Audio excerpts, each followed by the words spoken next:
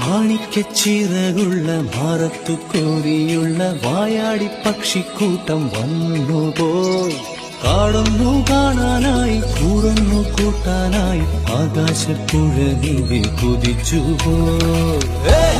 കണ്ടു മലനിര